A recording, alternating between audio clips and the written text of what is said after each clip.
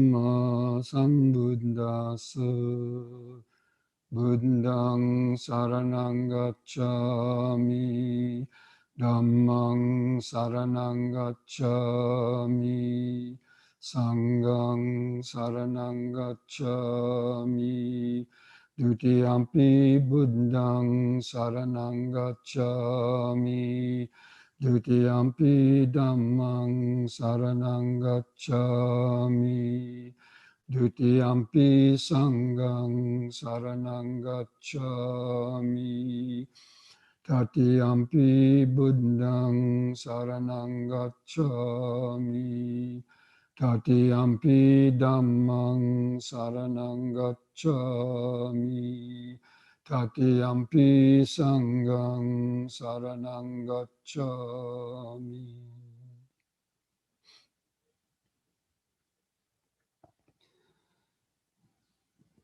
Okay, friends, as we already mentioned, we're continuing our look at the Dhammapada on the fifth chapter, the chapter on fools, different aspects of, foolish people and their practice in life and causing them suffering. So this verse we're starting on today is verse number 63 in the Bala Vagga.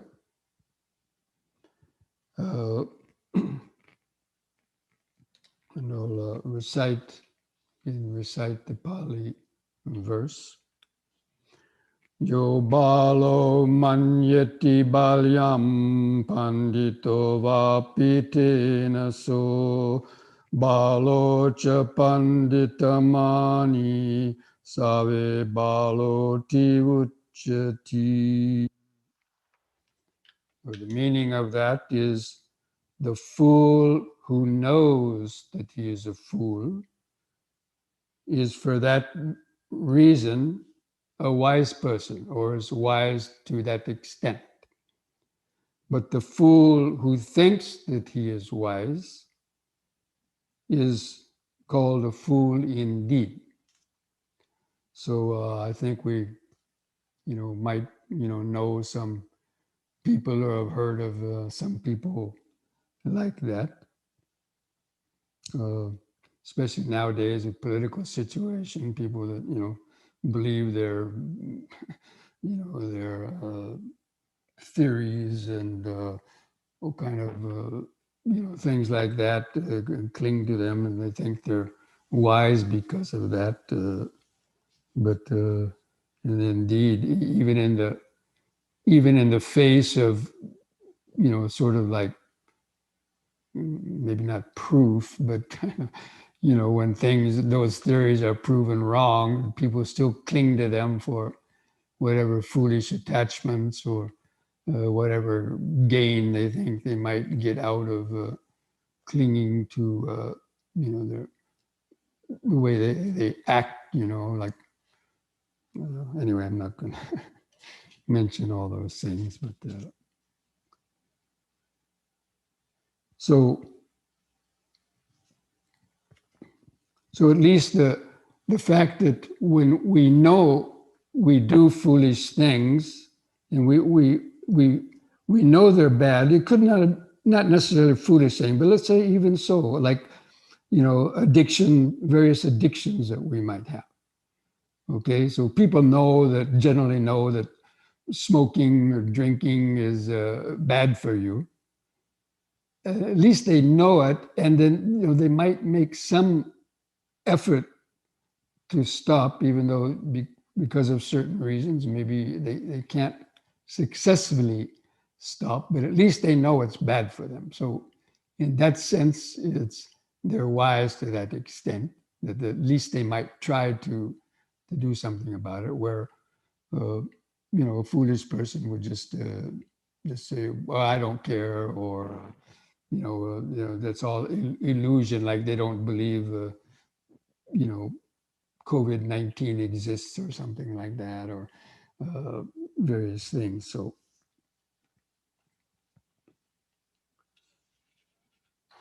So there's a story, the story about this. The two persons went to hear the Dhamma. So two people went and heard the Dhamma from the Buddha. And one person attained the first stage of sainthood. That means entered the stream by hearing that talk of the Buddha.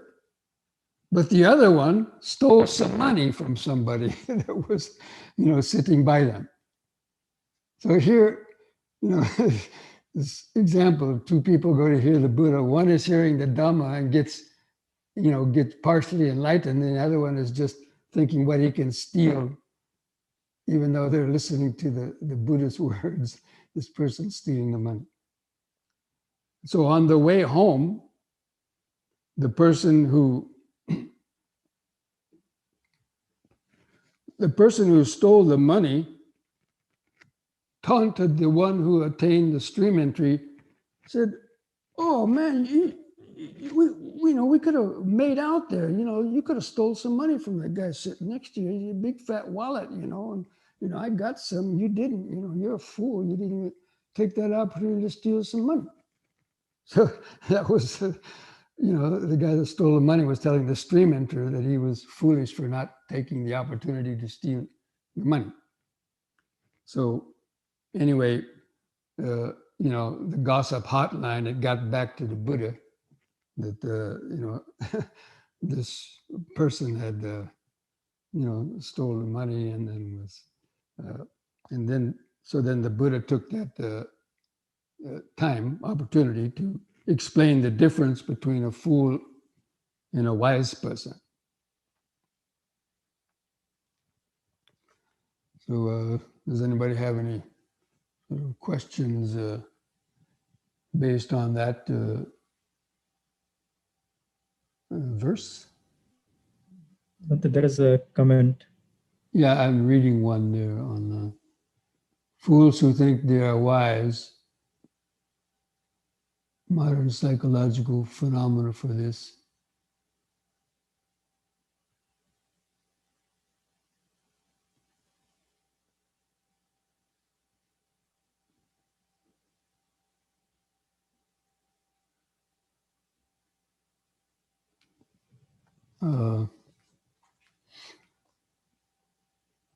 This other comment, we all like to think we aren't foolish, but how do we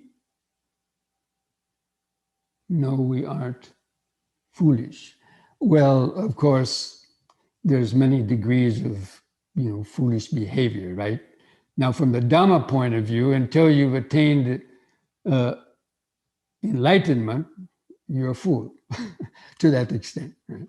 So, but like say even a Sotapanna, who's eliminated 3 fetters, he could still have greed and hatred and have some bad habits, but it wouldn't lead to breaking any of the major sort of precepts.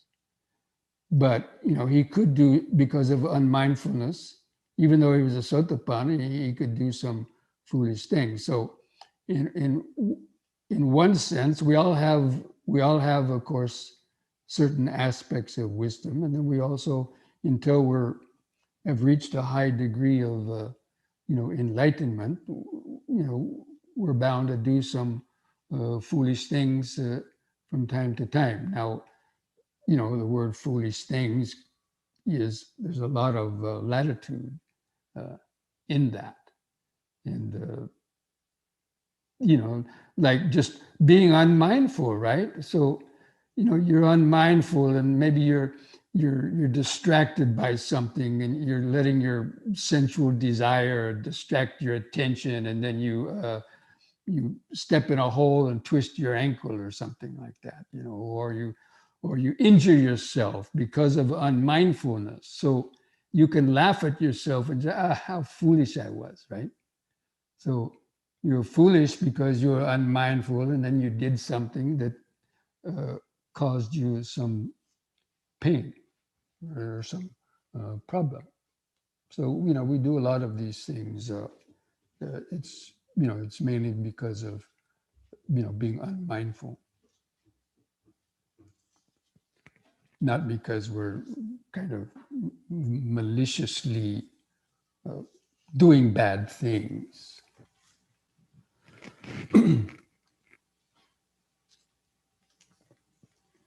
Okay, let's go on to the next verse, verse number 64. Again, I'll recite the Pali. Yava jivam piche balo panditam parupasati naso dhammam vijanati dabi suparasam yatha. The meaning of that verse is, though a fool through all of his life associates with a wise person, he no more understands the Dhamma than a spoon tastes the flavor of soup. Now, probably there are, some people like that. And so, and then there's the twin verse to this, which I'm just going to recite the English part. Though an intelligent person associates with a wise person for only a moment, they quickly understand the Dhamma as the tongue tastes the flavor of soup. So, there could be people that go to, many Dhamma talks, and, maybe they even go to meditation retreats, but their mind is so scattered, they don't develop any kind of deeper meditation or insights, and they never come to really, understand the Dhamma, and they're just sort of wanting to look like a Dharma person, to be seen at Dhamma talks or other places, going to the temple, but they kind of just, go through the motions without really understanding the deeper meaning of the Dhamma.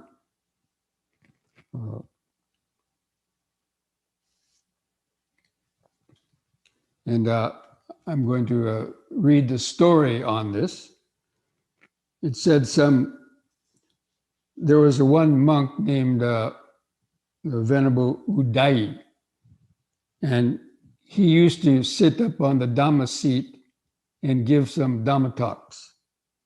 So these monks thought, this Udai, he must really be a skilled, exponent of the Dhamma.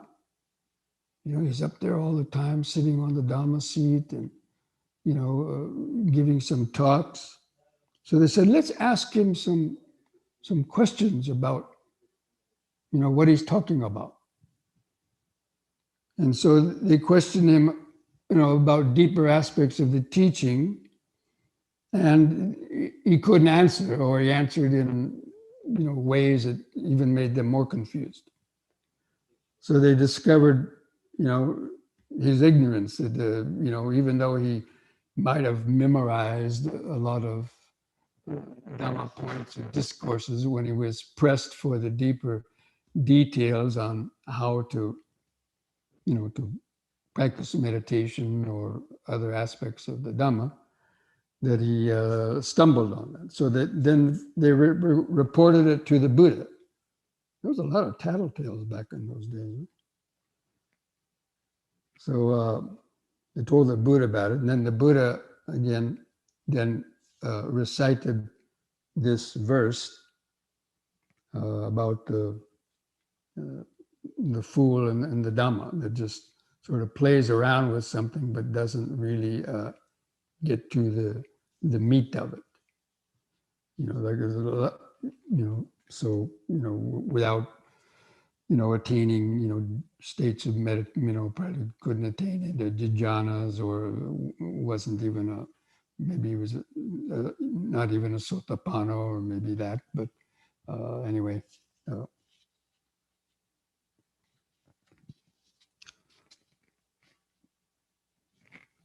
So anybody have any questions on those, on that?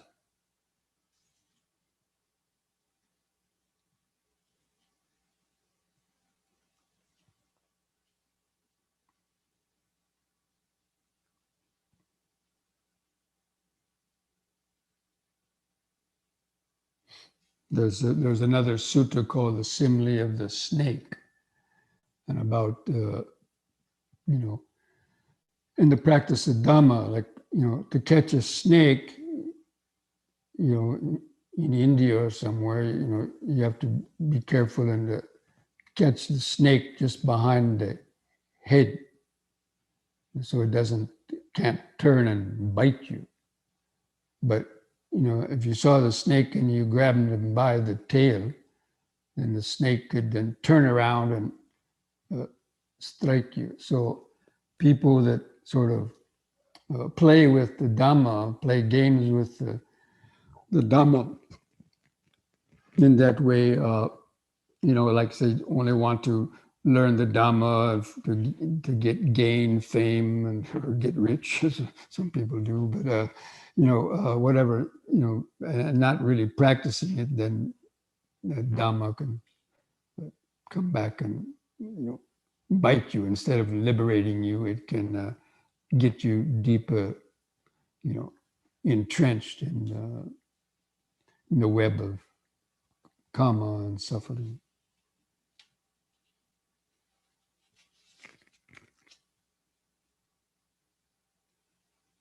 And then, you know, though a person, you know, some people can just listen to one or two Dhamma talks and, you know, kind of gain enlightenment. I mean, we read so many instances already in different suttas about people that, you know, just listening to one or two discourses by the Buddha or us, you know, some of the other monks, people who were attaining stream entry, or even once returning, or never returning, on just listening to one or two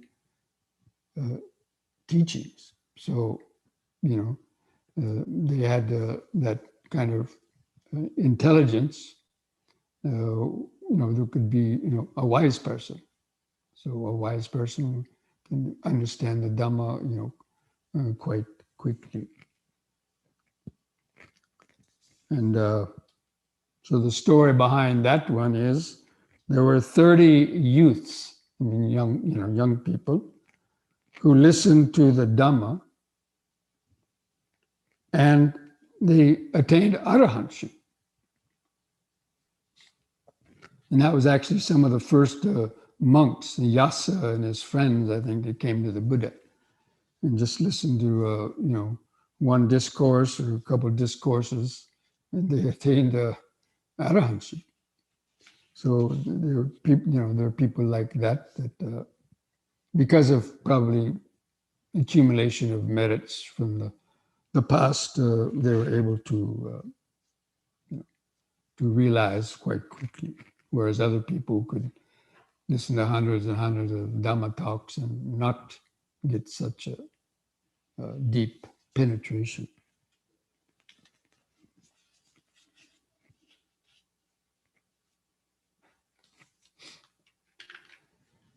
No questions based on that? Oh, it says, can you raise the volume? Is there anybody else out there who has trouble hearing the volume? I don't know. That's Sean's purview. Bhante, can you just raise your microphone volume from your mic? That's what you're wearing right there. Just raise on, there's a button on the right. Just click on the right side of it. This one? Yes, Bhante. Just speak something. Hello. Can you hear it? Yes, Bhante. Okay. Is it going up or down? I think it's fine, Bhante. Yeah. Is it okay? For me, it's good. Yes, I'm hearing you. And yeah, and anybody who is having a trouble, can you go to I'm going to post the YouTube link. They can hear it over there, and we'll try to work on the volume next time when I get there. if there is some settings. This is the Here's YouTube another link. question. So another question here is the ego that comes up during times we are not aware contributing to foolishness? Well, until we are reached, one of the stages of enlightenment, the ego is always going to be coming up.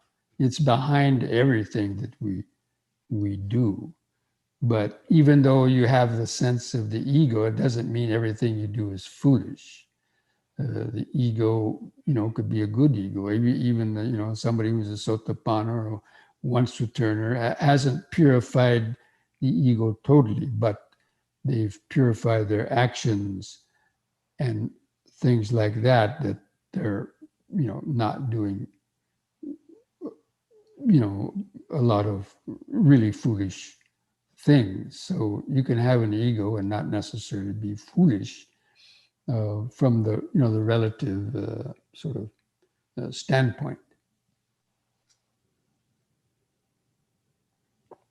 But when we're not aware, and then we get carried away by the ego, and then of course like break a precept or just act foolish or whatever, then then that is contributes to the foolishness. It's mainly not being mindful and being under the grip of your desires and conditioning that leads you to do foolish things. I mean, things that normally other people would also consider to be kind of foolish.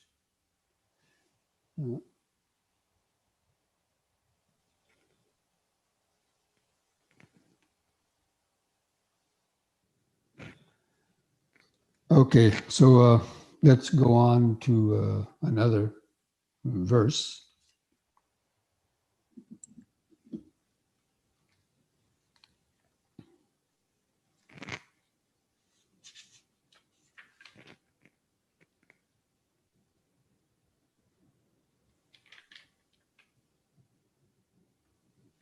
This is good. Okay.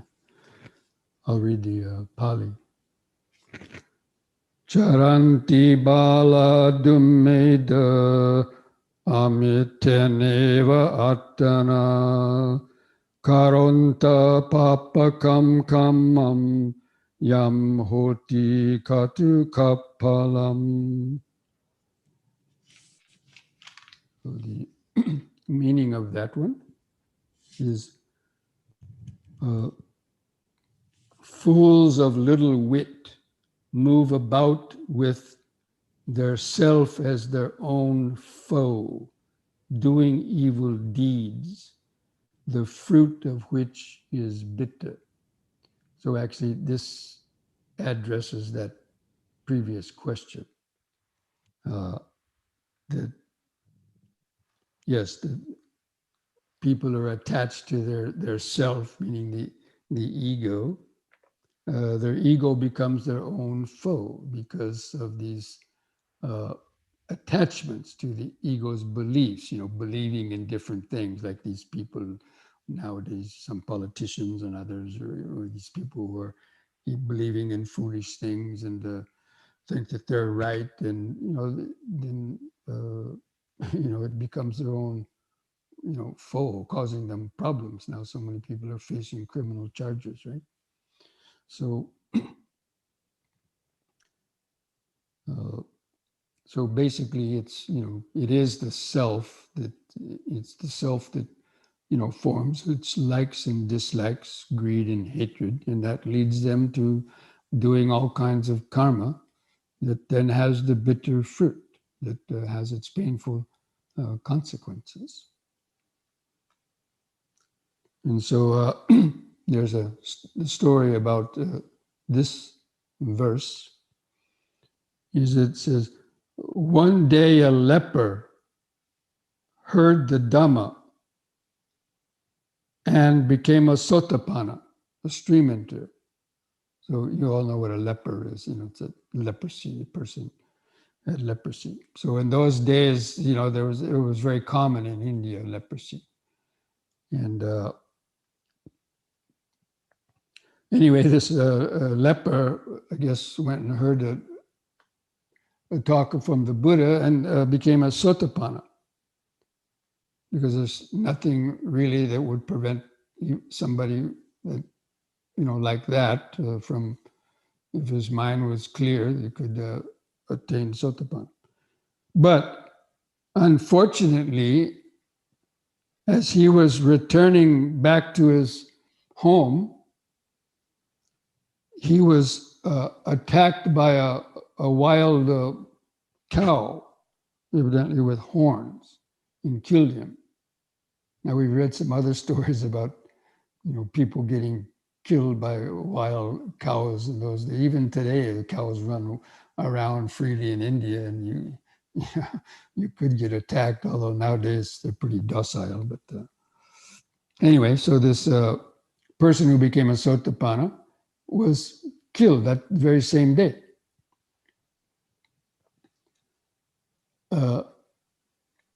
And the Buddha explained that he was a leper because in the past life, he had spit on a private Buddha. That means a Pacceka Buddha. And because he spit on a Pacceka Buddha, that karma was enough to then cause him to be reborn to get leprosy in the next life. And he was killed because he had killed somebody in that past life. It said he killed a courtesan, but I guess it could have been, any kind of person. So this is kind of just illustrating the painful consequences of our actions. Because this person in his past life had been a fool, so he spit on a holy person, and then murdered somebody. So therefore he got those painful results.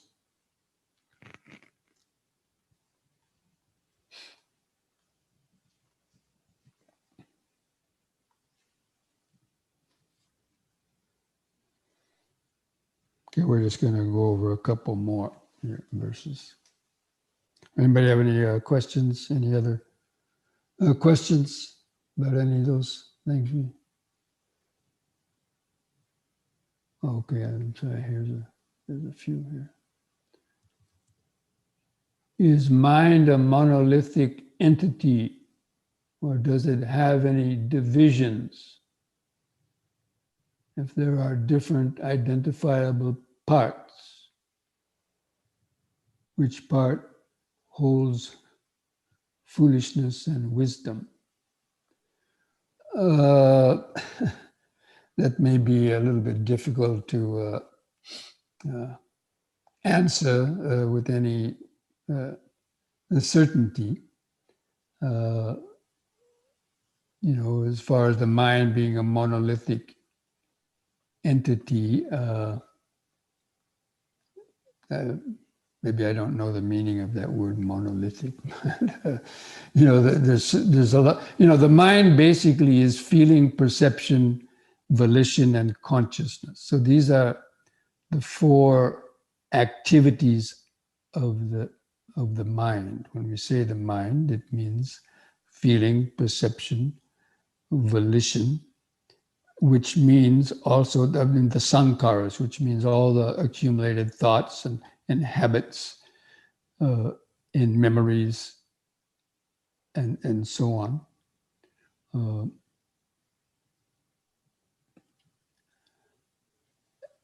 And probably within the sankhara would be, our foolish actions. So the foolishness and our foolish actions would be the sankharas. I mean, most of that would fall under the sankhara khandha. That's one of the aggregates, one of the mental aggregates. So I would answer that question in that way. That would be the Sankhara Kanda that holds at least the foolishness and also the wisdom, because when we read, we get insights. That's also our consciousness changes. So also consciousness, let's say, would include the Sankhara Kanda as well as the consciousness.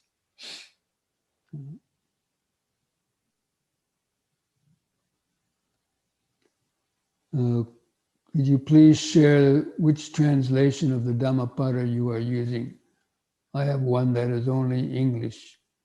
Would find the Pali useful. The translation I am using, if you can see this, is the Dhammapada by Venerable Narada. It's one of my favorite. He's one of my favorite Sri Lankan translators of the Dhammapada. So he has these stories. The Pali, it has the Pali, the English translation, and the story with each of the verses. So you could. This is readily available on the internet, I'm sure, if you can see that.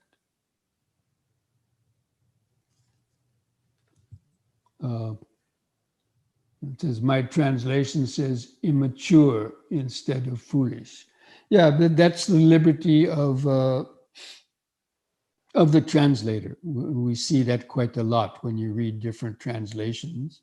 In fact, in the Sutta study class that I do on a Wednesday, I've often, because the translations by the Venerable Sujato, he uses different words, different from the ones that, say, Bhikkhu Bodhi uses. But you can't freely or easily copy Bhikkhu Bodhi's suttas off the internet because they have a copyright thing. But Sujato has allowed his translations to be freely, copied and pasted, and so that's why I list the attachments from Bhante Sujato's translations of the Majjhima Nikaya or the Anguttara Nikaya. But I read from the Bhikkhu Bodhi's translation when I'm actually giving the class. So that's why you see these different words. And Sujato uses a lot of different words for translating, different Pali words.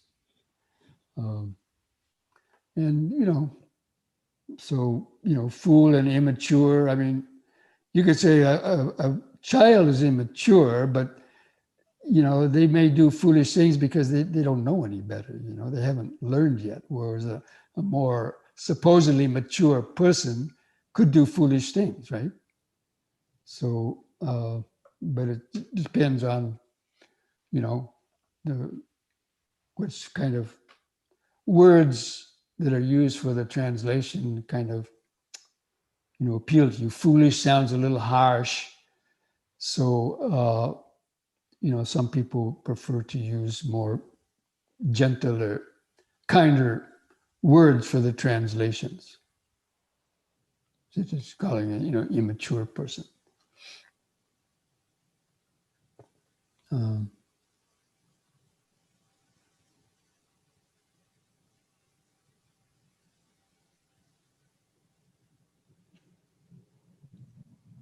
It looks like somebody here has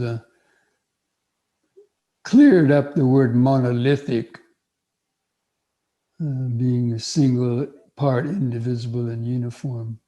Yeah, I wouldn't then, if using that translation, I wouldn't call the mind monolithic. It's constantly changing, the mind changes. Sankhara Kanda changes all the time. Every time you do something new, it changes to some extent the Sankhara Kanda. And every time you repeat certain actions, it strengthens those or it weakens them if you're developing wisdom. And so it's very fluid, the mind is always changing. So thanks for clearing that up, Reed, the definition of monolithic. Okay. Looks like somebody has posted the link to the translation of Venerable Narada's Dhammapada. So thank you for that.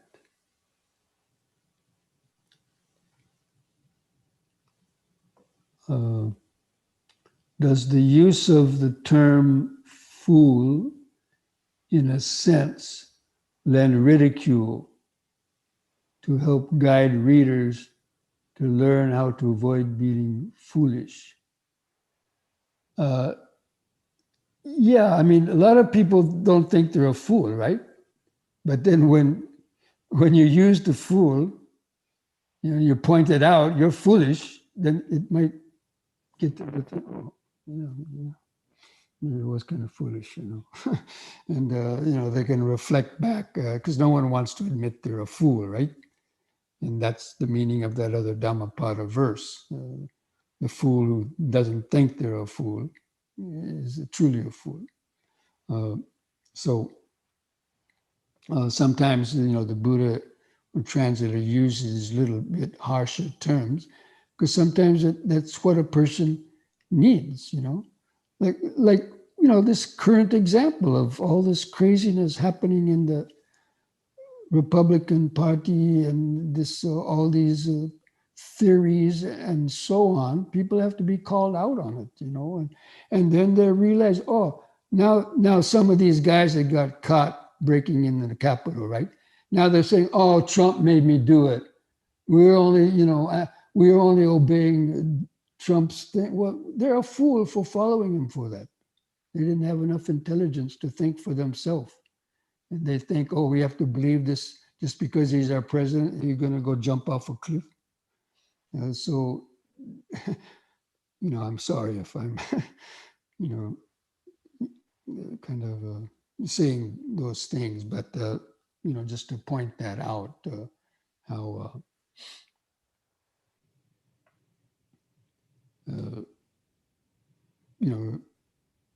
sometimes things have to be called out for what they are, even if it's not, politically correct, because sometimes that's the only way people are going to stop and think, oh, maybe so. Okay.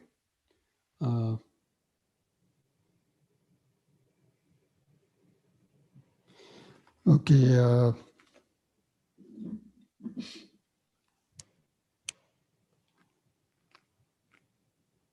Okay, we'll just do two more twin verses here. Okay. Natam kamam katam sadhu yam katva anutapati yasa asumukho rodam vipakam pati sevati. And then the twin verse of it is Tanchakamam katam sadhu yam katva nanutapati yasa pandito sumano vipakam pati sevati. The translations of these two verses. That deed is not well done when, after having done it, one repents, and when weeping with a tearful face, one reaps the suffering or the fruit from that deed. So it means if you do something and then you feel remorseful for, or in this term repent, but feeling remorseful or guilty because, well, then that is a deed not well done. If one has these kind of guilty, remorseful feelings and needs to, confess them. And then, then crying and weeping when one has to experience the painful results of that. Like maybe some of these people that are facing federal charges, although some of them may be proud of it. But,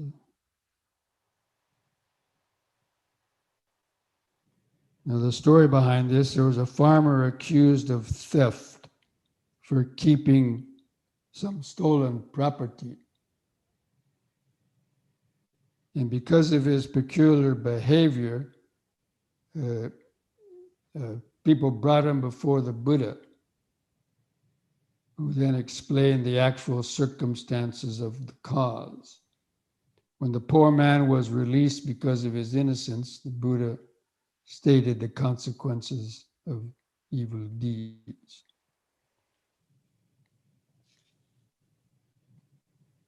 Then the second verse, that deed is well done when after having done it, one does not repent and does not feel remorseful.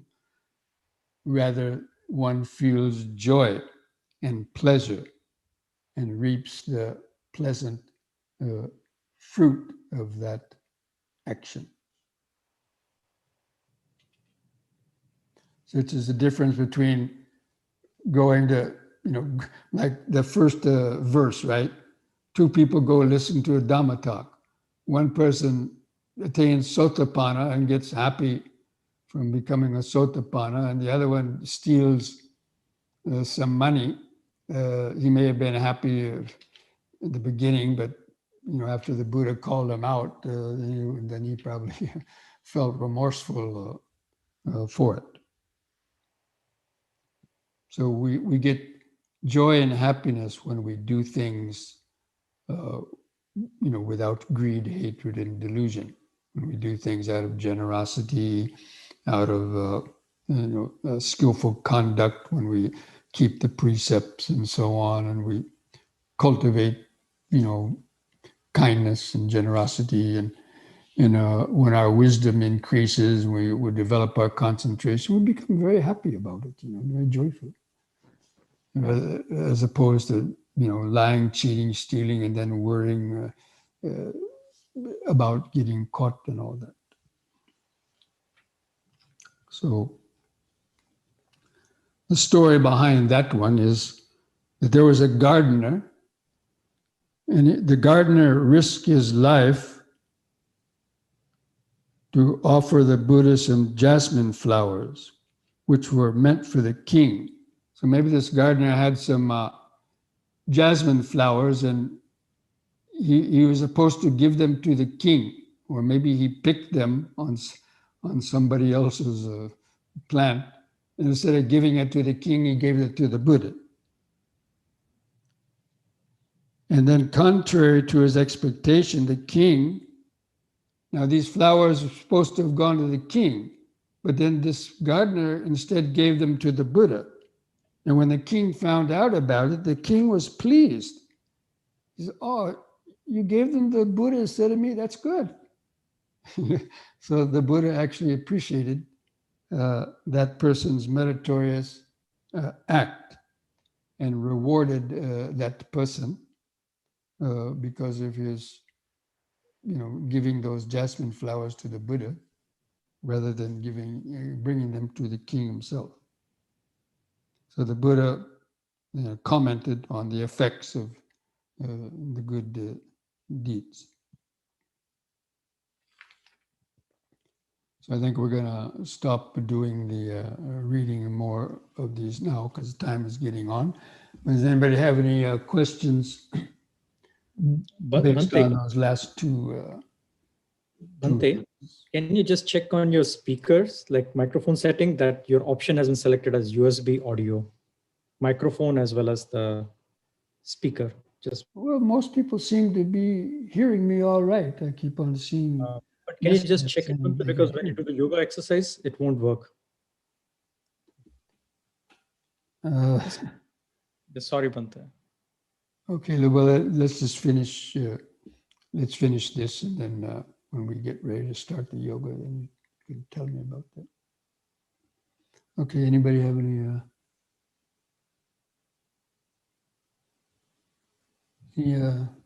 last questions? If you want to, unmute your mic and just ask a question. Please raise your hand. You can do that.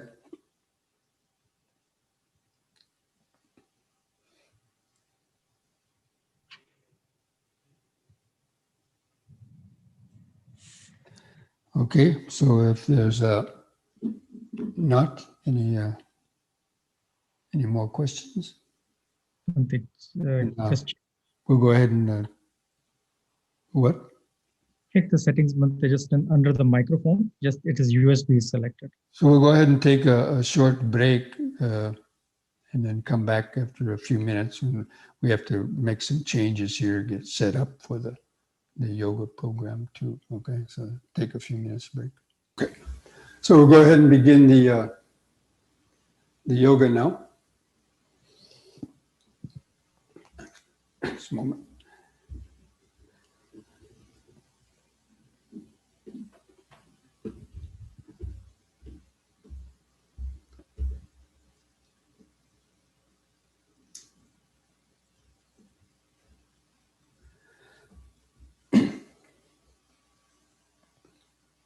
Just stand straight. Feel your feet pressing the floor. Feel the arms and hands hanging at the side.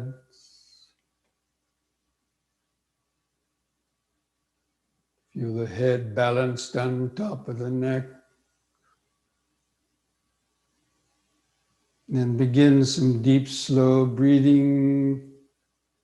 Take 3 seconds to slowly breathe in, filling up the lungs, holding the air in the lungs for 2 or 3 seconds, and letting out the breath.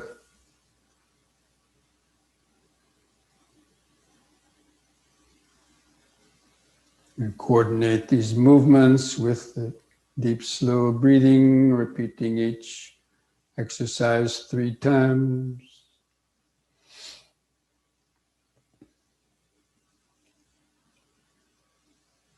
You can open the eyes and observe the screen as I lead you through this.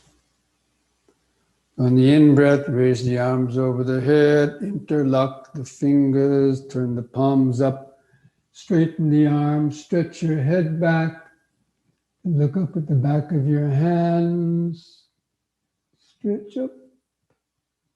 Out breath, turn the palms down, touch the top of the head. Again, in-breath, palms up, straighten the arms, stretch the head back, bend backwards a little bit. Out breath, touch the top of the head. And the third time, hold that upward stretch longer, bend back a little more.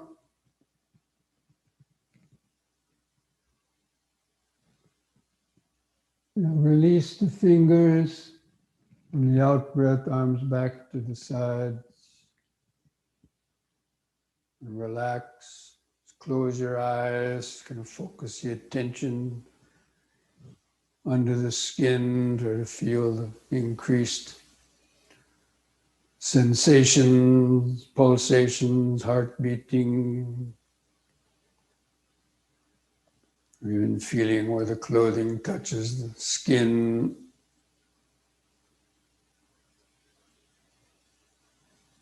And just mentally remember standing, standing,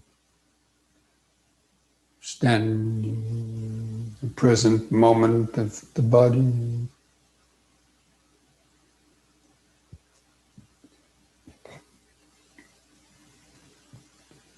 Just letting go of your thoughts. Just let the thoughts come and go in the back of the mind.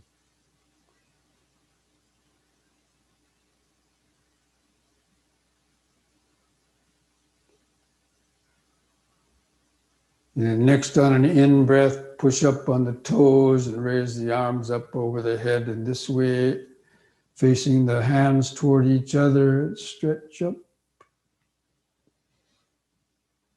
Out breath, come back down, arms to the side, heels to the floor. Use the breath to help lift and lower the body. In breath, up. Stretch. Out.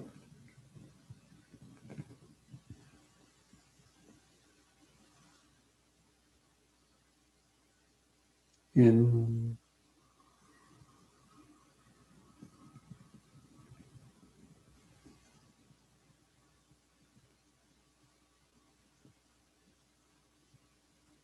Out.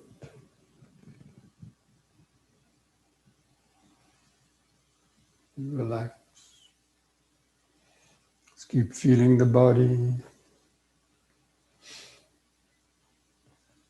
Yeah, the clothing touching the skin or the inner pulsations, prickling sensations, tingling sensations, aches or pain.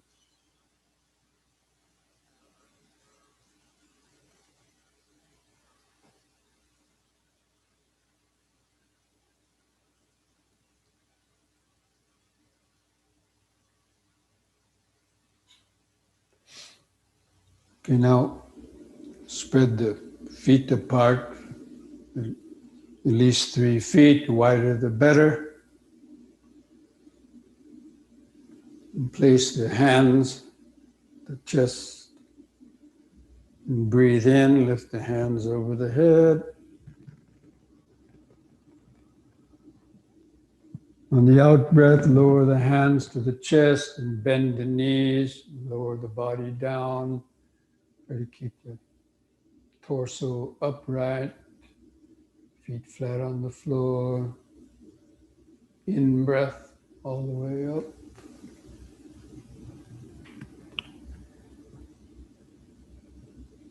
And out breath.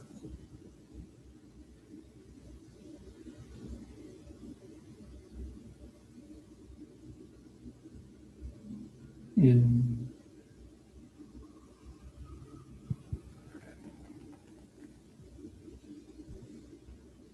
Out.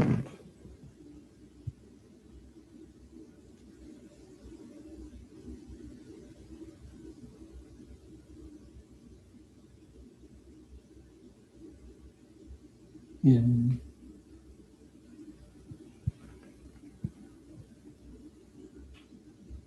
Out breath, arms back to the sides. Relax. Just gently close the eyes. Feel each foot pressing the floor.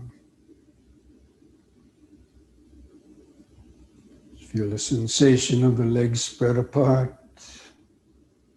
Hands touching the legs. Clothing touching the skin.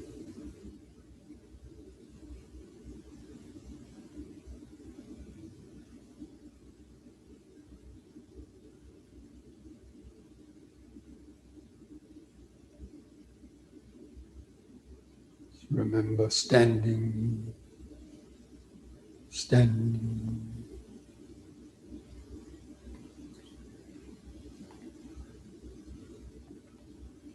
Okay, now hold the arms out to the side. We're going to do twisting. Get the lateral twisting for the spine. So breathe in. And look at the right hand on the out breath, twist around, keeping the eyes focused on the hand going back. Let feet turn a little bit. In breath, come back to the front. Let the feet turn with the body. Then the other side, out breath.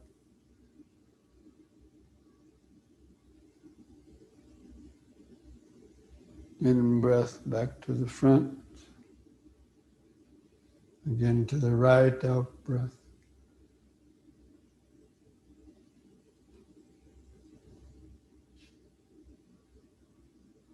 In breath, front. Left.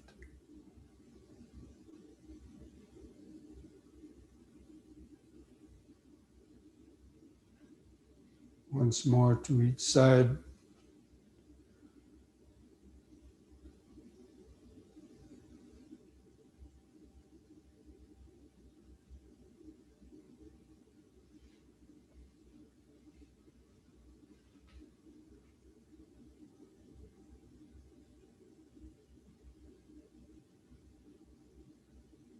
breath front.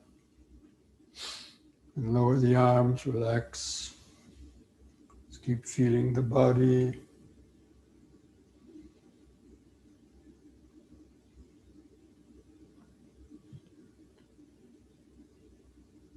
Feel the increased aliveness on or in the body, so many different sensations. Clothing touching the skin, pulsations, prickling sensations. The breathing.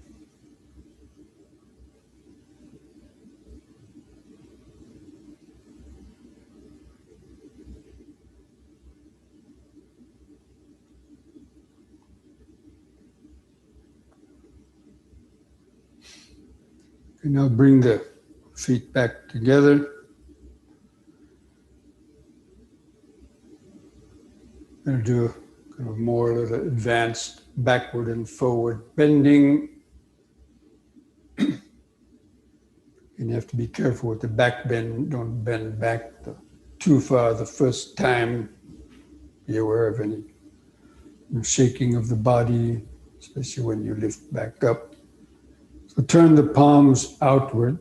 Normally, if you were doing this in the perfect place, you'd be facing the rising sun in the morning. So the sun's rays would be striking the nerve terminals of your palms of the hands.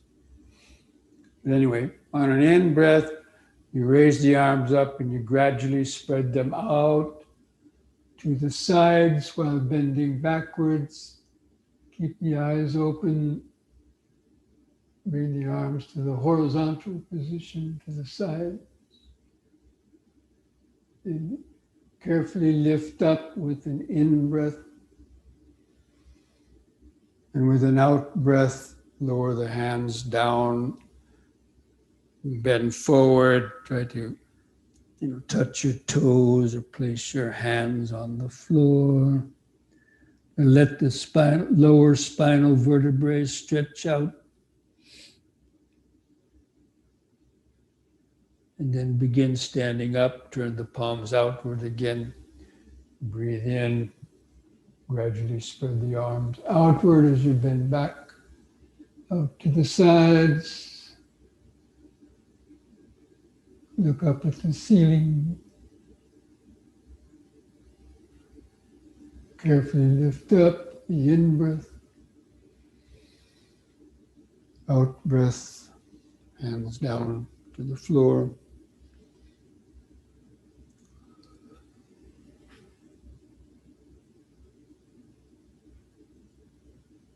And begin standing up one more time, palms outward, in-breath, spreading the arms out.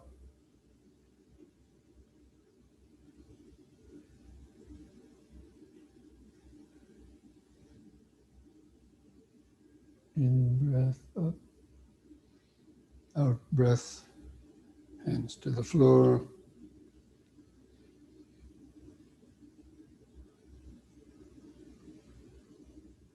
Hold the downward stretch a little longer. And straighten the legs.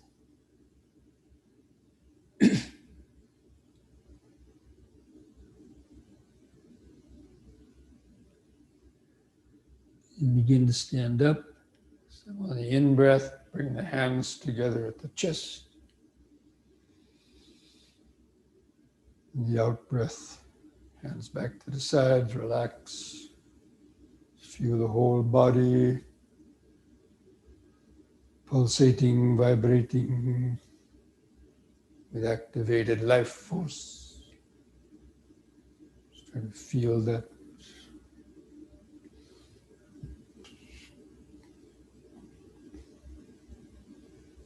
Allowing the awareness to rest in the present moment with all those organic life force vibrations.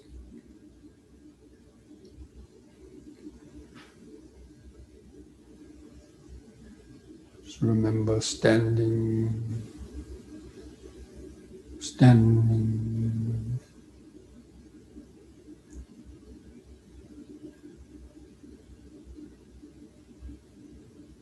We'll do one last exercise, a simple head turning,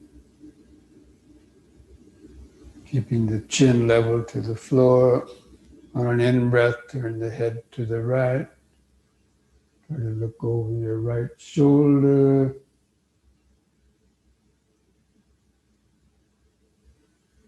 On the out-breath, turn the head 180 degrees back to the left. Look over the left shoulder. Try to imagine and feel the neck vertebrae loosening up as you can turn back to the right, the in-breath.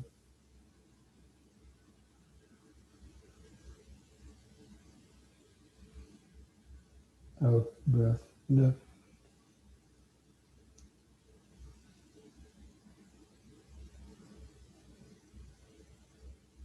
In-breath, right.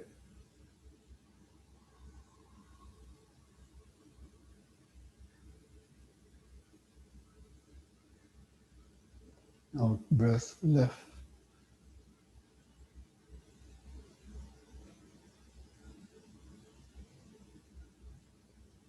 On the in-breath, let the head stop in the middle. Again, just feel the whole body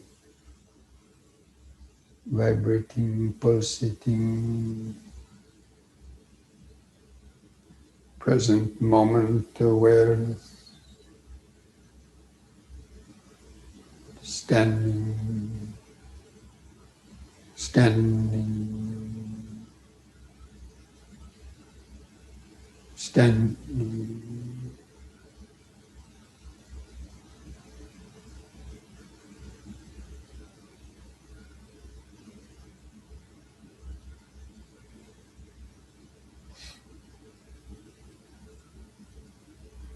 Okay, now come back to our seats, get ready for the sitting meditation. Comfortable but erect posture. Again, I'm going to turn off the video during this guided meditation.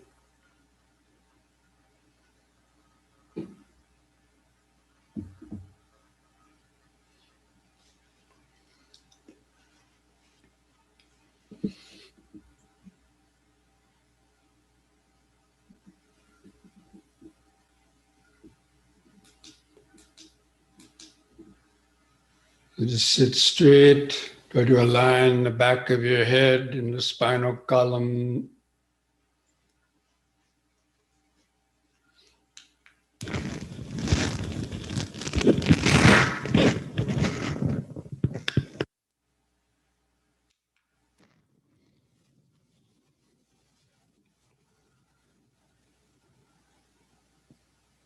Now bring your total attention down to feel where the buttocks press the seat.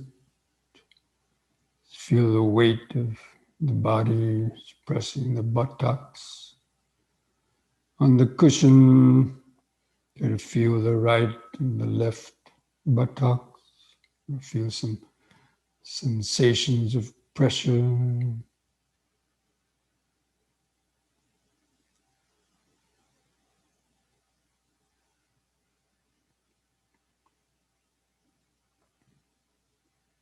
Just remind yourself of sitting, sitting.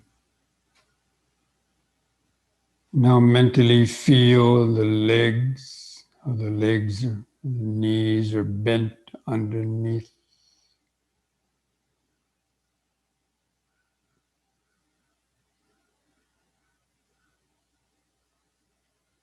And feeling the feet. And feel the heels of each foot, the sensation of the heels of each foot.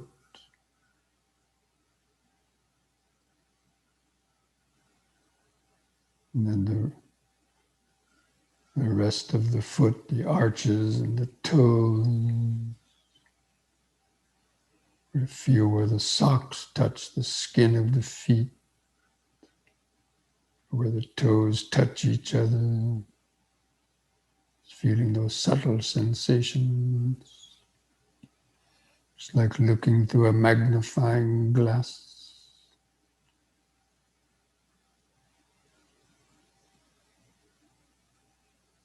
Bring the outline of the feet into clear focus. Feel all those different little sensations. Present moment sensation.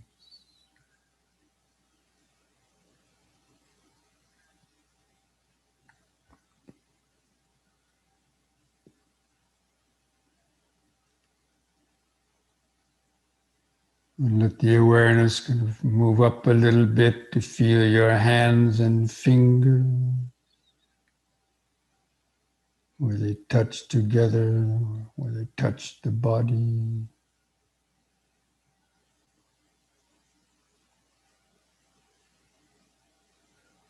Or feel the outline of the thumbs of different fingers,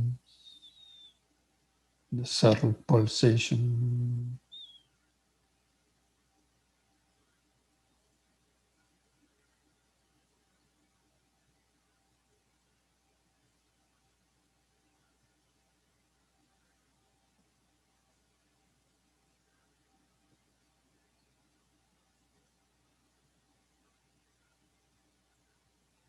Just remember sitting,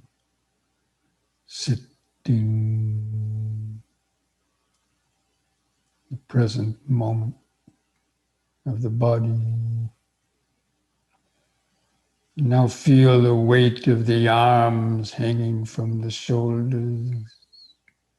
Feel where the clothing touches the skin of the shoulders and arms.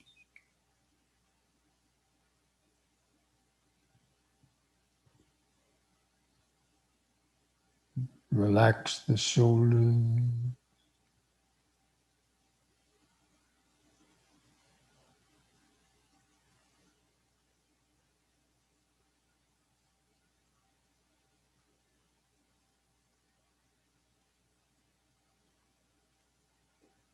Now feel the base of the neck. Maybe your clothing touches the base of the neck.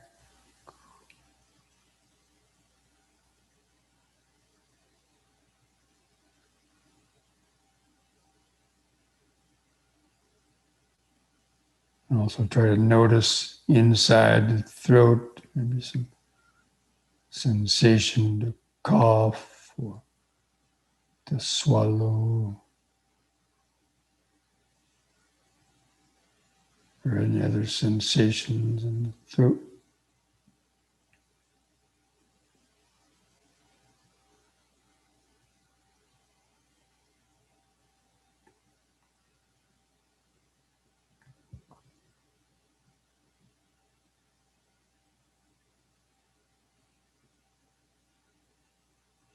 And now feel the lower jaw. Kind of imagine where the lower jaw connects to the skull underneath the ears. That lower jaw as it sticks out towards the chin.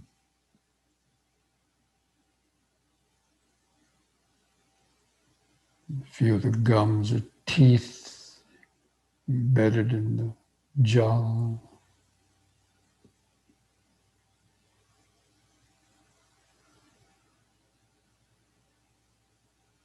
Feel the tongue laying in the mouth.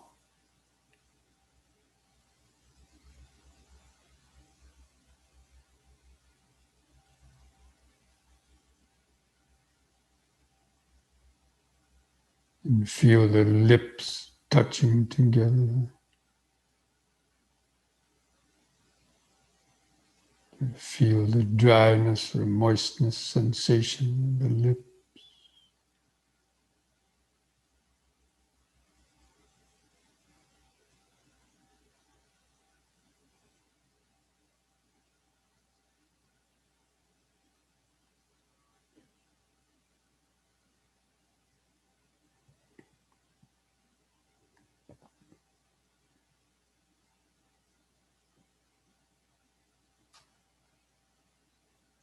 Now move the attention to feel your eyes resting in the sockets.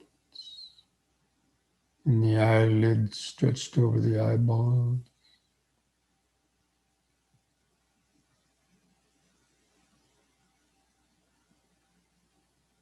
And feel the subtle eye movement.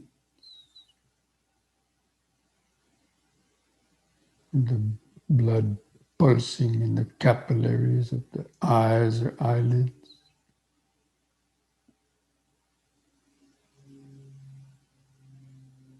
You might see some light or color,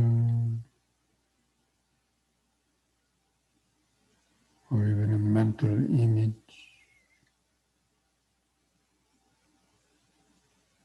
or just black darkness.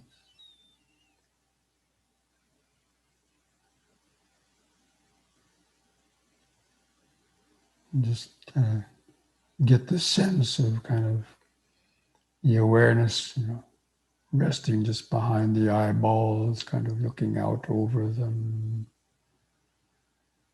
feeling the inside of the face, and just feel the inside of the face.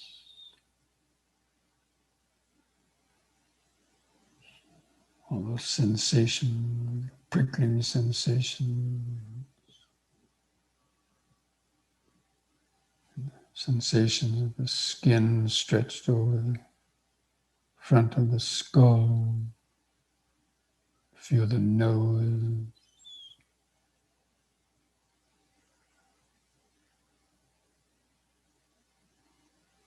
Just kind of have the feeling of just a video camera just taking a video of the inside of your head. Just so many sensations.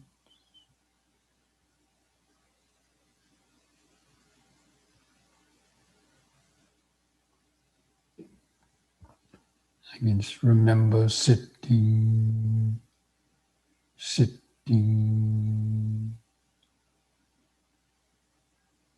sitting.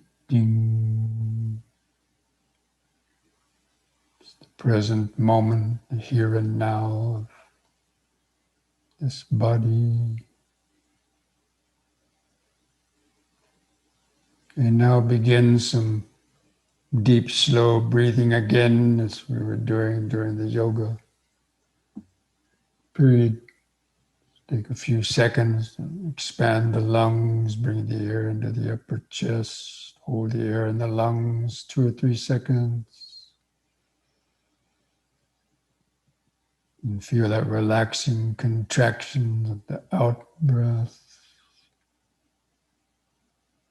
And feel the last bit of air go out of the lung.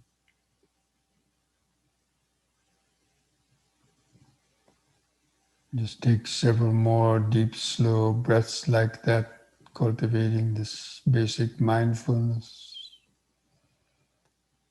Breathing in, letting go of the past and future.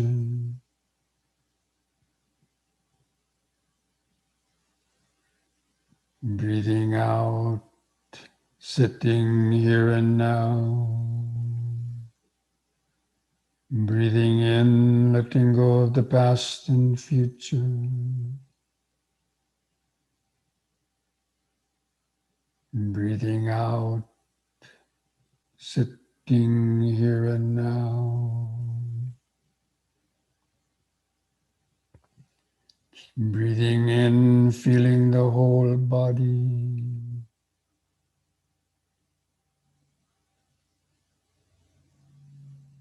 Breathing out, feeling the whole body.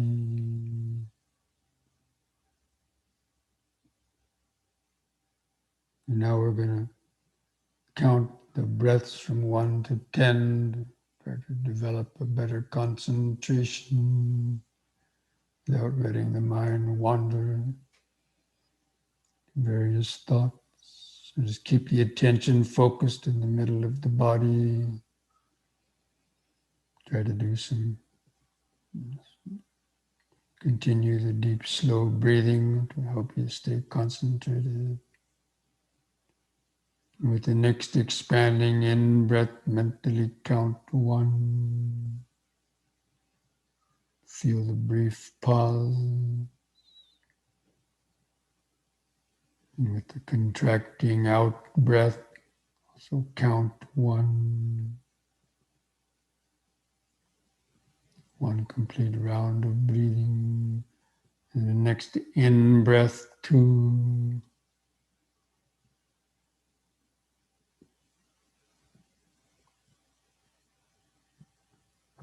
Out breath, 2.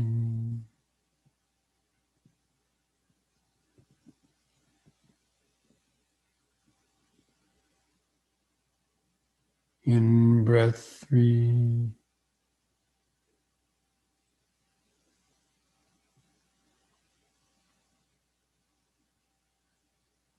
Out breath, 3.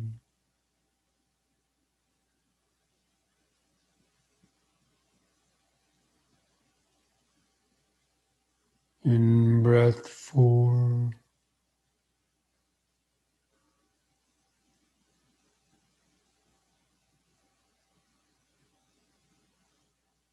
Out breath, 4.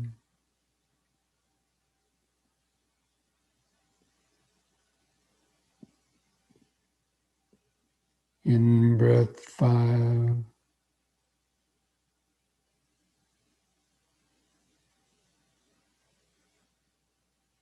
Out breath, 5.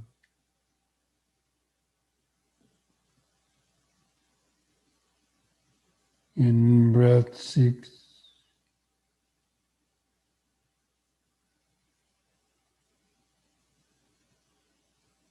Out breath, 6.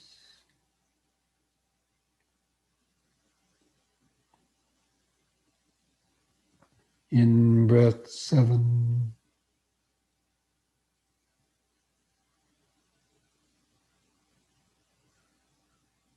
Out breath, 7.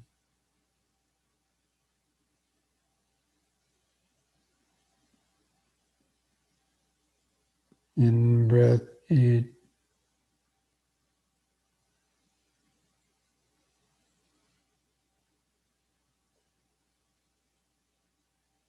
Out breath, 8.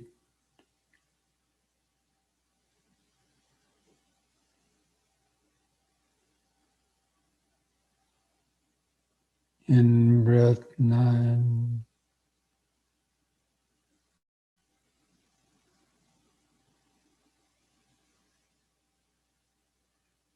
Out breath, 9.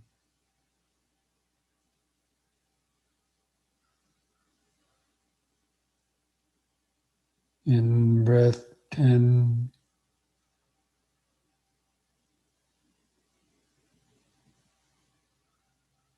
Out breath, 10. And now discontinue the counting. Let the breathing return to its uncontrolled or shorter rhythm, but continue to feel it. Keep the attention focused there on the subtler movements of the abdomen, stomach, or chest as they expand and contract with the breathing.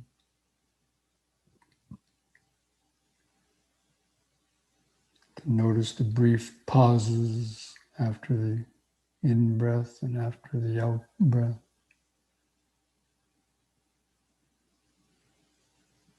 It's like looking through a microscope. Have the idea of a scientist sitting in the laboratory. His body is the meditator's laboratory. It's looking down the microscope of concentrated awareness. Just tune in to the expanding in-breath and the pause, the contracting out-breath and the pause. Just try to feel where the sensations of the clothing rubbing against the skin of the belly, rib cage, your chest, producing that friction of sensations.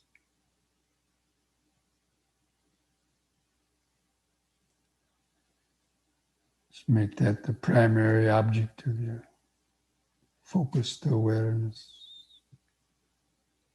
You can make these brief mental notes to help you stay focused and understand what's happening in sitting, out, sitting. It's the ongoing, continuous present moment of this body, sitting and breathing, sitting and breathing.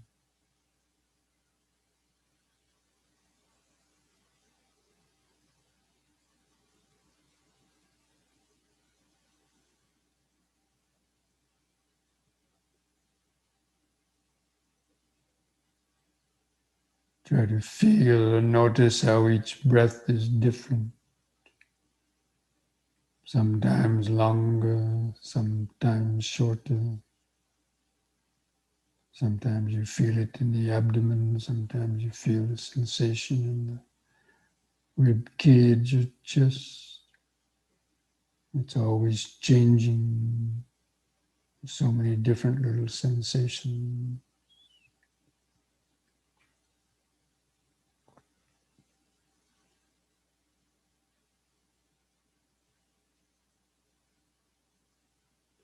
In sitting, out, sitting.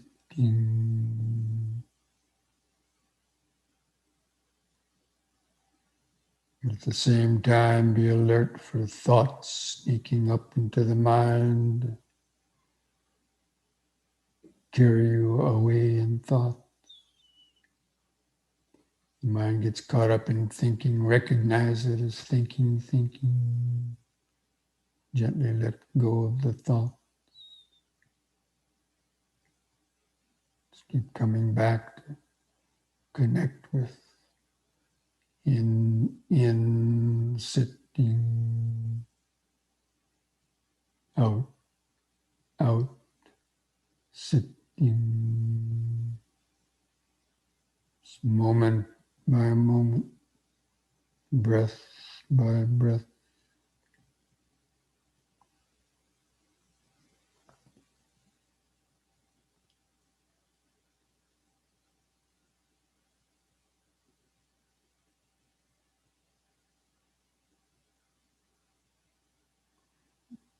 Just gradually turning up the power of the mental microscope to notice more and subtler sensations connected with the breathing.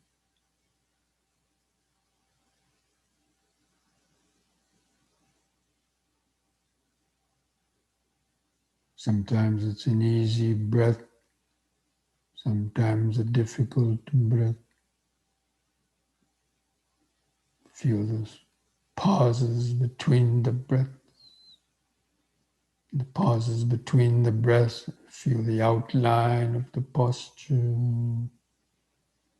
If the posture is slouching or the head drooping down, mindfully straighten back up.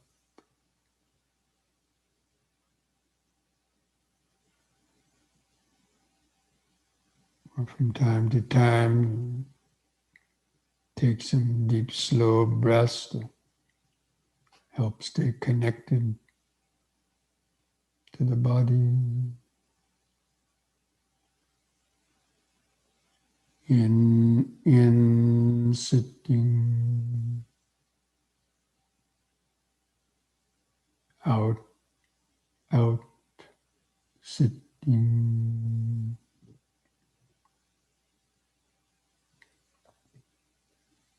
Just feeling the body in the body. This breathing is going is going on inside the larger sitting body. It's called feeling the body in the body. Cycle of breathing within the larger sitting body.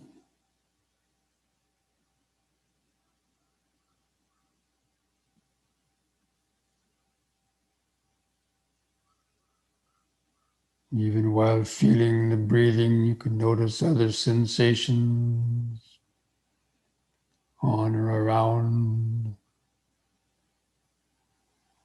the breathing body. Some sensations on your arms, your face, legs, your feet. Prickling sensation, itching sensation, aches or pain. They're all going on at the same time as the breathing.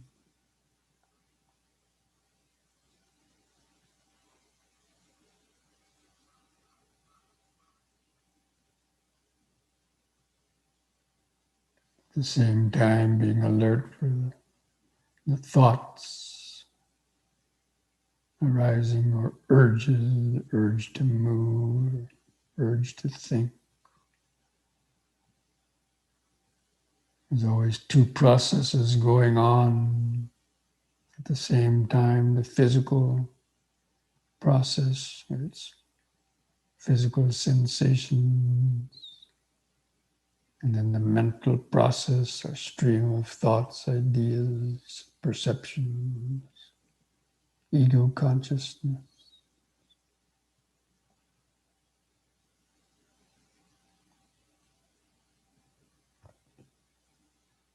Just cultivating, developing both concentration and alertness, mindfulness.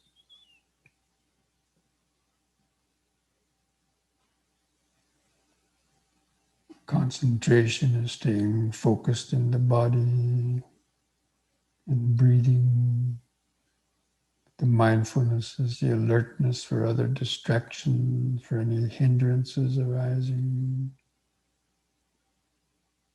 When the mind gets carried away in thoughts, recognize it as thinking. Identify the thoughts as desire or aversion or ego.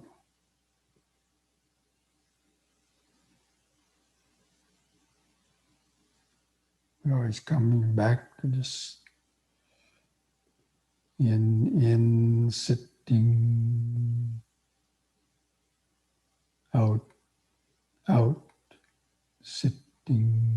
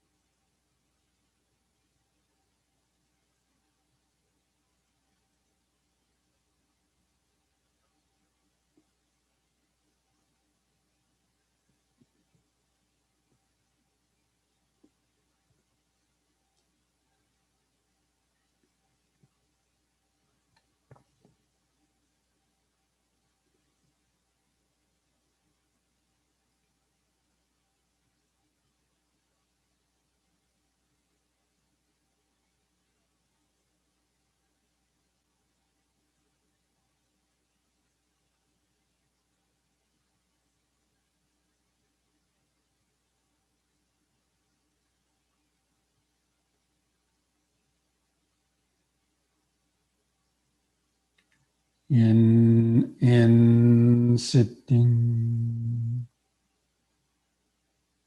out, sitting. Sensations come and go. Thoughts and perceptions come and go. Pleasant or painful feelings come and go. Sleepiness comes and goes. Sounds come and go.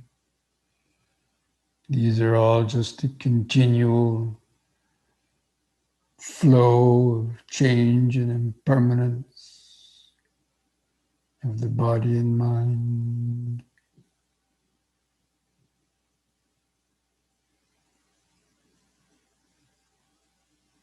And just beneath all of that change, impermanence, confusion, or chaos, sleepiness, silent dimension of awareness of the now. It's connected to the breathing body. This breathing body is a constant connection to the present moment.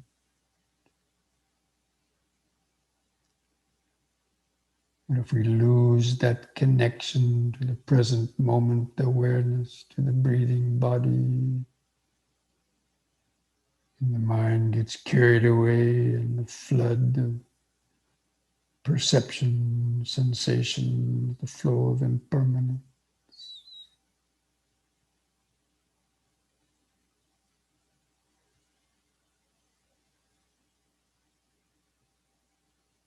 That constant connection to the breathing body helps to keep the mind relaxed and centered.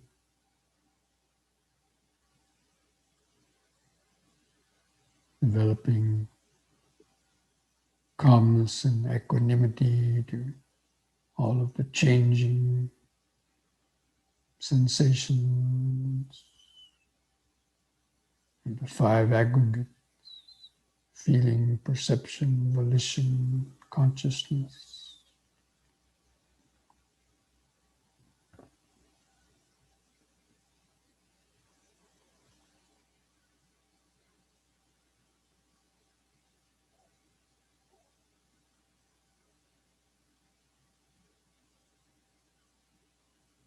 If the mind is calm and centered enough to identify the aggregates as they come and go. This is material sensation. This is pleasant or painful feeling. This is perception, mental memories, images. These are the habit formations.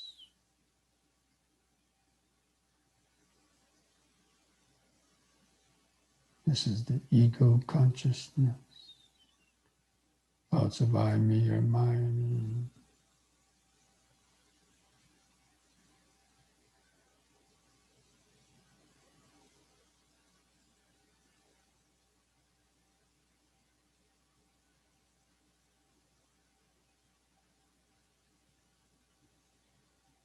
Just gradually opening up to that flow of impermanence.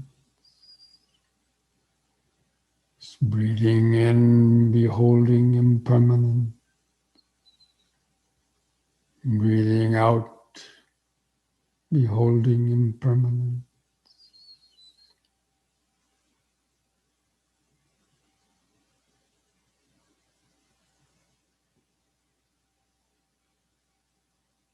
Breathing in, cultivating detachment. Breathing out, cultivating detachment.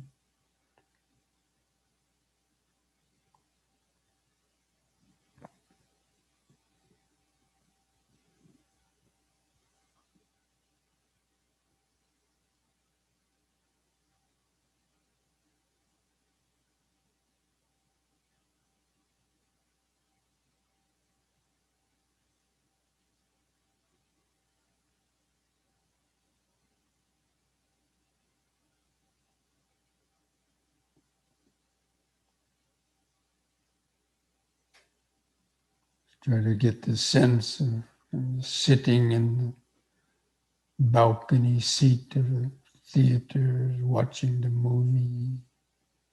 In this case, just watching the movie of the sitting, breathing body, and the five aggregates coming and going.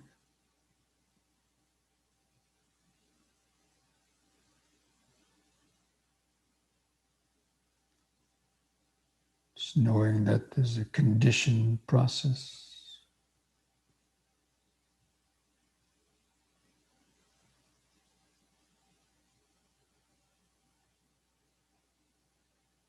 We're just watching the movie of our body and mind in the process of impermanence.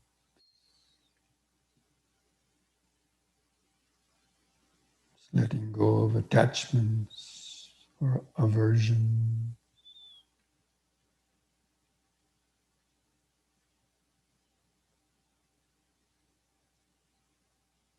This body and mind is a product of past karma.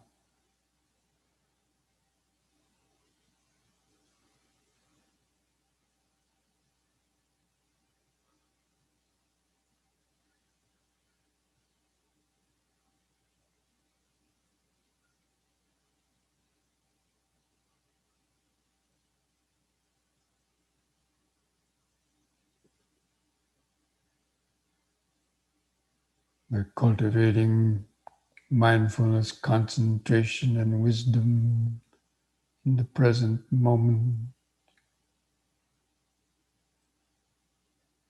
we can avoid creating further unnecessary negative karma, unskillful karmic actions, foolish actions, and instead cultivating the wholesome actions and thoughts.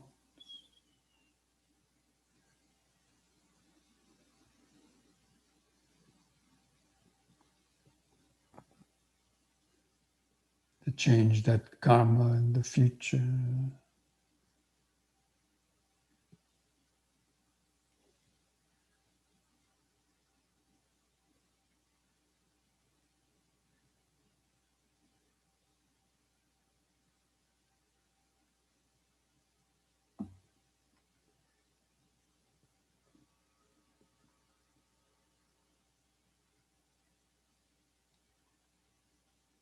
Especially be alert when pains arise, try to relax around those painful sensations, just observing them, or observing the mind's reaction to them, any tension.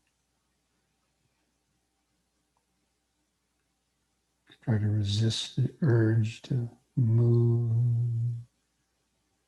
Just observe how those painful feelings just change, increase in intensity, decrease in intensity. At some point, totally vanish. Staying connected to the subtle vibrations of just sitting and breathing.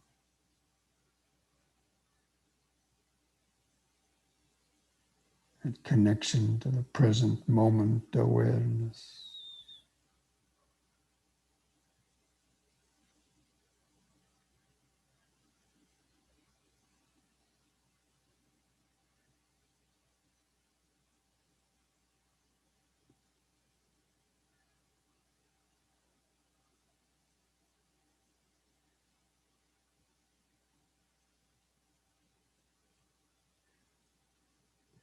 Breathing in, cultivating detachment and letting go. Breathing out, cultivating detachment and letting go.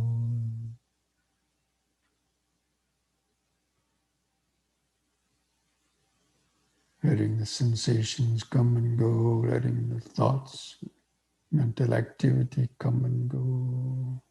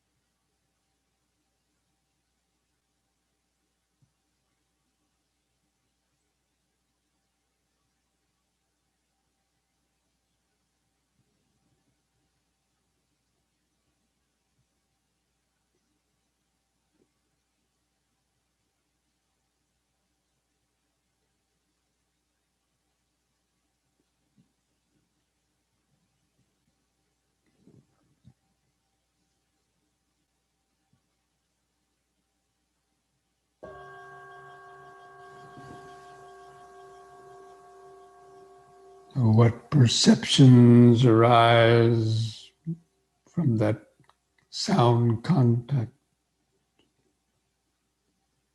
The idea that the meditation is almost over. It's a perception in the mind, a thought.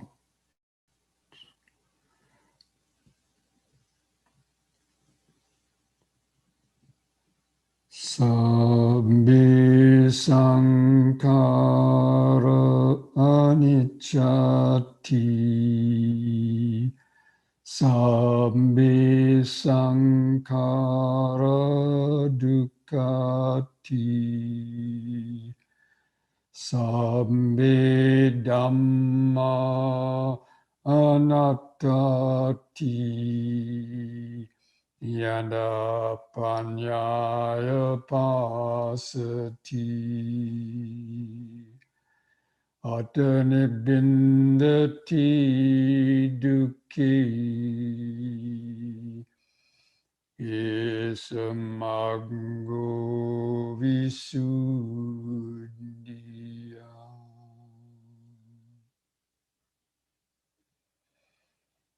All conditioned things, the five aggregates of this body, mind, and world are impermanent. They arise only to pass away and vanish. And all impermanent things, when clung to with ignorance, bring stress and suffering. And all dhammas are without any owner or controller. When one sees these three characteristics with the eye of wisdom, one becomes disenchanted with suffering. This is the path to purity, to freedom. Thus spoke the Buddha.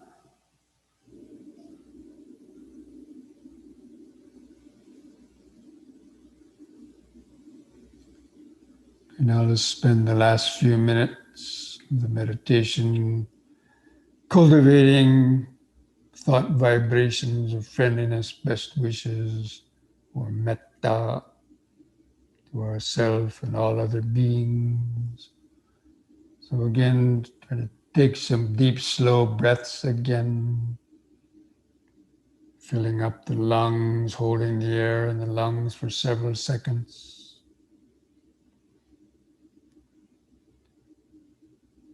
Try to feel the subtle oxygenated blood charging up the cells of the body. That's like the metta, sending your body metta.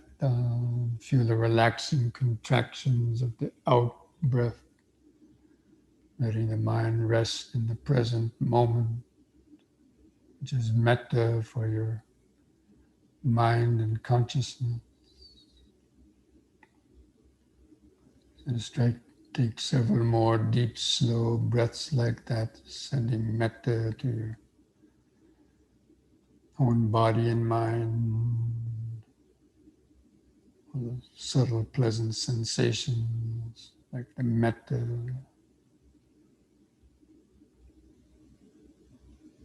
Just cultivating these basic thoughts. May I be well, peaceful, and wise. May I be free from excessive attachment and greed, anger, hatred, jealousy, or envy, ignorance. May I be free from the pains and sufferings of body and mind brought about by such unskillful thought, speech, and action.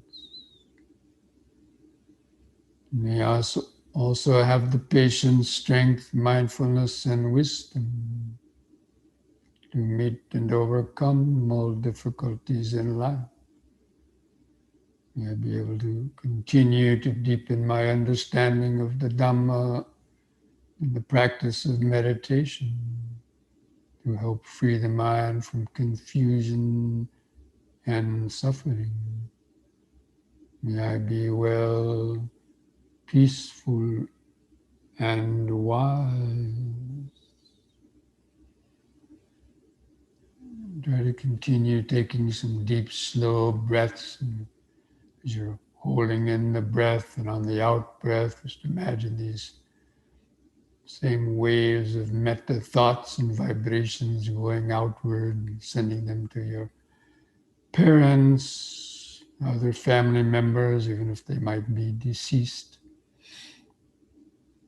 and other friends and relatives. And with each out breath, just imagine these waves of metta thoughts and vibrations, best wishes, friendliness, going outward across the countryside, through the towns and cities. Just imagine those waves of metta thoughts, friendliness, vibrations of pure wisdom, pure love, pure energy,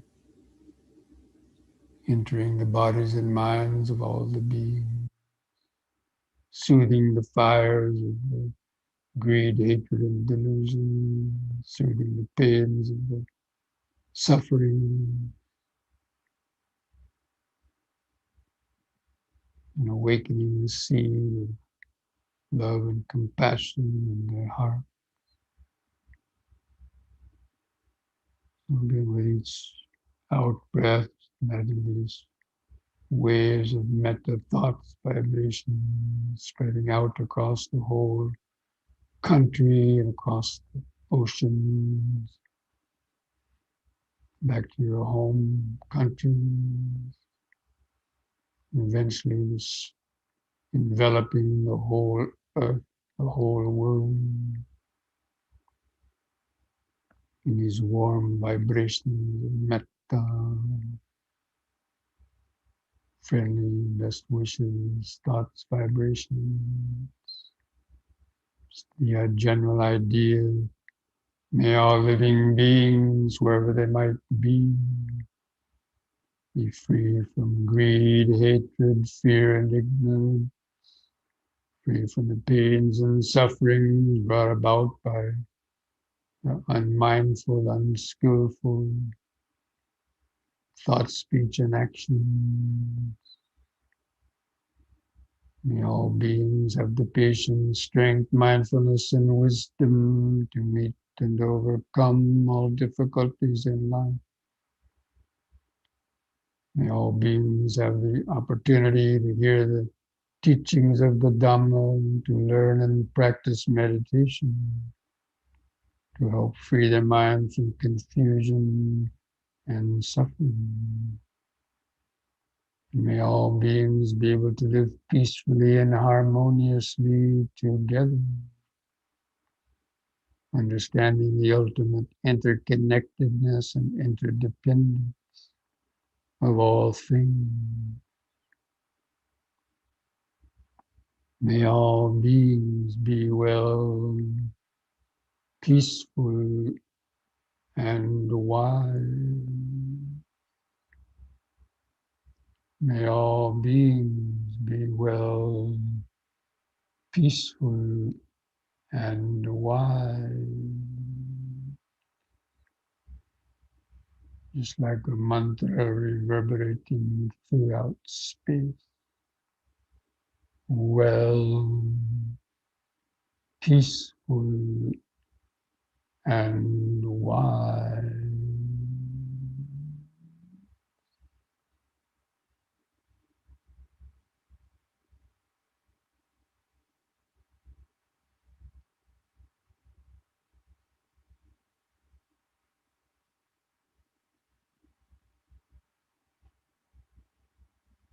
Now to finish the meditation, I invite you to join in chanting the word sadhu 3 times.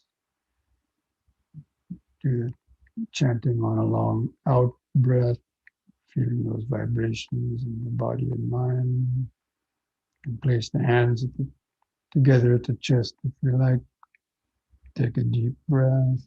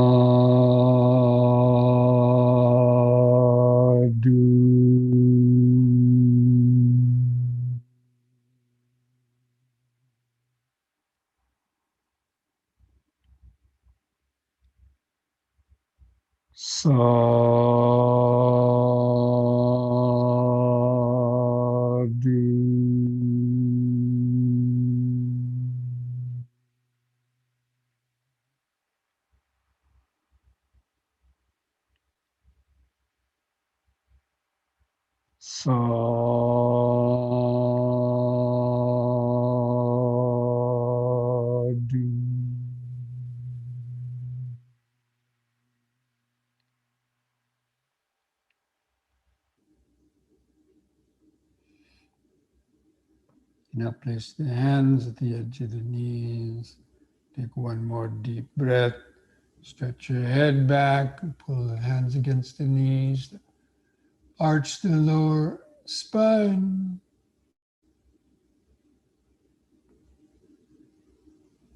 Lift the head up on an in-breath. On the out-breath, press the chin to the top of the chest. Stretch the neck vertebrae.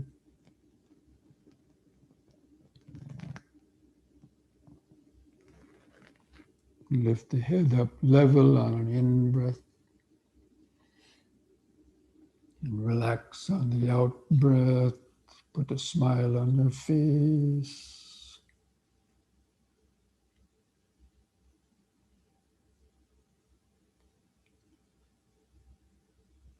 Okay, friends. So thank you for joining with us this afternoon, and hope you had some moments of peaceful meditation, some insights, and try to keep up your daily practice during the week. Practice the M&Ms, meditations during the day.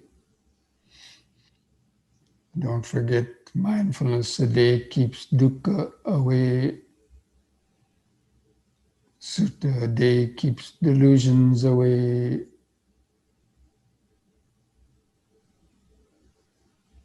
And, Namo Buddhaya. Namo Buddhaya. Namo Buddhaya. Namo Buddhaya. Buddhaya.